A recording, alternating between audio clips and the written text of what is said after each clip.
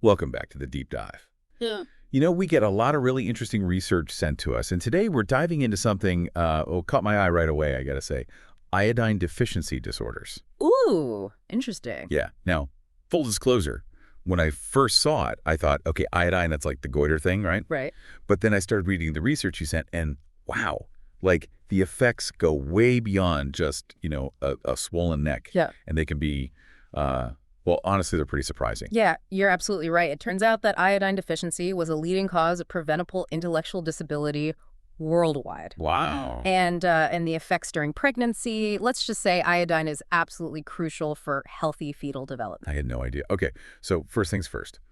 When we say iodine deficiency disorders, what are we actually talking about here? So it's not just about like not getting enough iodine in your diet. It's about the chain reaction that lack of iodine sets off in your body, mainly because of its impact on the thyroid gland. Okay. The thyroid, think of it like your body's tiny thermostat. Okay. Regulating metabolism, growth, and development. It influences things like your heart rate and temperature. So the thyroid needs iodine to function properly. What happens when it doesn't get enough? So the thyroid uses iodine to create essential hormones, Okay. primarily T4 and T3. These hormones are the messengers, basically. They keep your body running smoothly. Without enough iodine, the thyroid can't produce enough of these hormones. That's when the trouble starts. Yeah, trouble. What kind of trouble exactly? Well, it's like trying to build a house without enough bricks, for a strong foundation. Oh, I see, yeah. Yeah. Okay, so the research mentioned the World Health Organization. They have a classification system for iodine deficiency, right? Mm-hmm. How does that work? It's based on the concentration of iodine in urine, Okay. and they use this to, assess iodine intake within a population. Okay. What's interesting is that the WHO recognizes that even mild deficiency, so where you might not see, obvious symptoms, that can still have noticeable effects, especially in children. So, for example, the WHO defines mild iodine deficiency as a urinary iodine concentration below 100 micrograms per liter. Okay, so that's how they measure it. But what does that actually mean for someone's health? Can you give me a concrete example? Sure.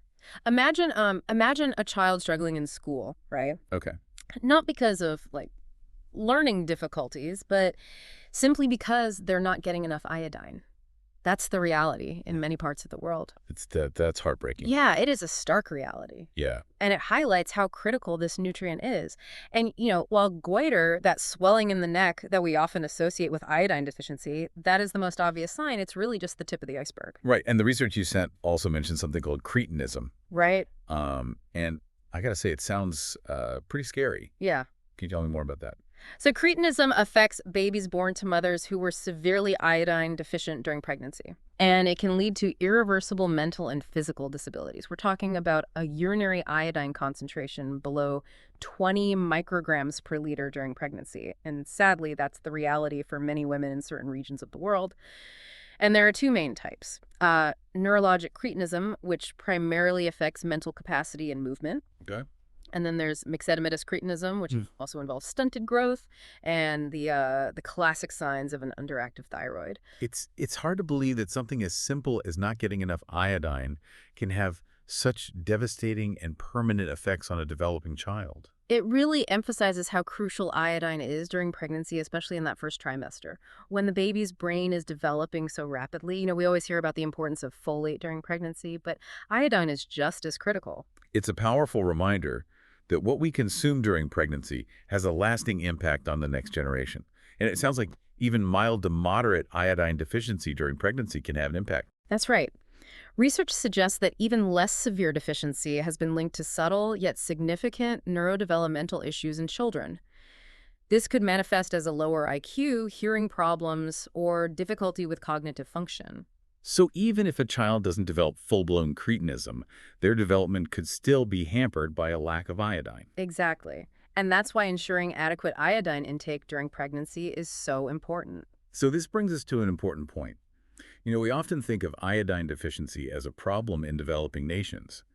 But your research indicates that even in developed countries like the U.S., certain groups might need to pay closer attention to their iodine intake. Absolutely. It's easy to assume that in a country like the U.S., we're all getting enough essential nutrients, but that's not always the case. For instance, pregnant women who avoid dairy or iodized salt could be at risk. It's like a hidden deficiency, lurking even in places where we wouldn't expect it. Exactly. And that's why understanding iodine deficiency and its implications is so important for everyone. So we've established that iodine deficiency is more common than a lot of people realize. It's not just a problem over there, it's something that can affect people right here in the U.S. too. But the big question is, what can we do about it? Well, the good news is that iodine deficiency disorders are largely preventable. Okay, that is good news. And the solution is surprisingly simple. Okay, I like the sound of that. So the research you sent talked a lot about salt iodization. Right. Tell me more about that. It's incredibly effective and incredibly cost-effective. Okay. By adding just a tiny amount of iodine to salt, you're essentially giving a huge population access to this vital nutrient every single day. And get this, the cost of iodizing salt is practically negligible. It's amazing how such a small change can have such a massive impact on global health. And the research mentioned some specific examples of this, right? Absolutely. In China, for example, they implemented a national salt iodization program back in the 1990s. Okay. Before that, about 20% of the population had goiters. But after just a few years of the program, that number plummeted to less than 8%. It's a testament to the power of public health initiatives. That's incredible. That's a huge success story. But the research also indicated that iodine deficiency still persists in certain areas. Right. Unfortunately, yeah. While we've made significant progress, there are still regions, particularly in parts of Asia, Africa, and Europe, where iodine deficiency remains a public health concern. I see. Often these are areas where iodized salt isn't as widely available or where traditional diets are low in iodine-rich foods. Speaking of diet, are there any other ways to ensure we're getting enough iodine? Like, what are some good dietary sources? Definitely. Seafood, particularly seaweed, is an excellent option. Great, okay. Dairy products, eggs, and some fruits and vegetables also contain iodine, though the amounts can vary depending on the iodine content of the soil where they're grown. So it sounds like a varied and balanced diet is key here. Exactly. But is there anything else beyond iodized salt in diet? Yeah.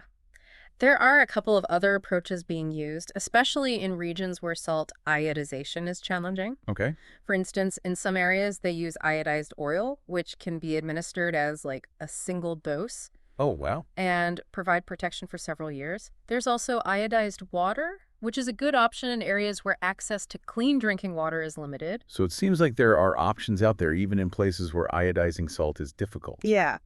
That's good to know. But even with all these solutions, I was struck by something else the research highlighted. Sometimes the effects of iodine deficiency are mistaken for other conditions. Right.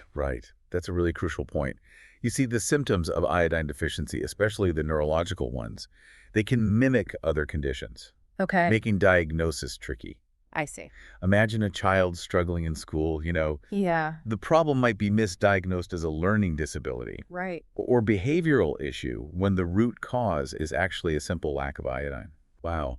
That really drives home the importance of awareness and proper screening for iodine deficiency. Absolutely. Early detection is key, especially in pregnant women and young children. Okay. And it's why routine screening for iodine deficiency is so crucial. It could be as simple as a urine test.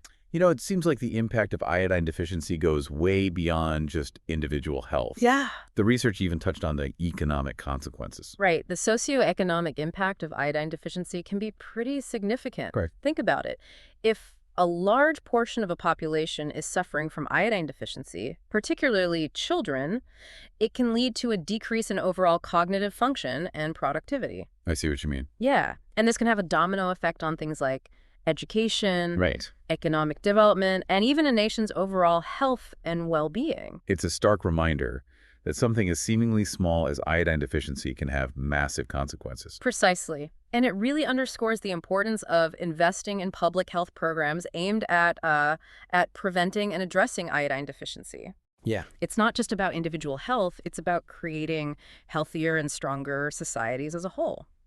That's a powerful message, and it makes me wonder, are there any other hidden deficiencies lurking out there impacting our health and well-being in a way we might not even realize? That's a great question and one worth exploring further. But before we get ahead of ourselves, let's recap what we've learned about iodine deficiency.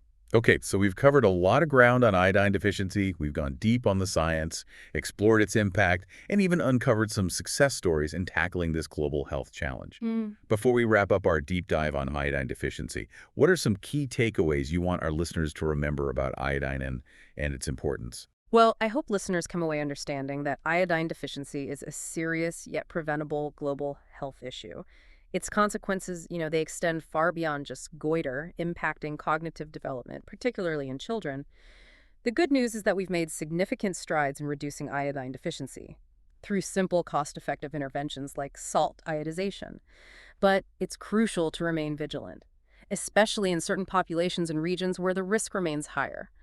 Ultimately, we all need to be aware of the importance of adequate iodine intake, especially during crucial periods like pregnancy and early childhood. It's remarkable to consider that such a tiny element, iodine, plays such a huge role in our health and development. It really is. And as we become more aware of these connections between, what we eat and how we feel, it opens up a whole new world of understanding about how to optimize our health. Speaking of optimizing health, any final words of wisdom for our listeners today? What's like the one thing you'd want them to take away from this deep dive? I think now that you know how critical iodine is and how impactful its deficiency can be, stay curious.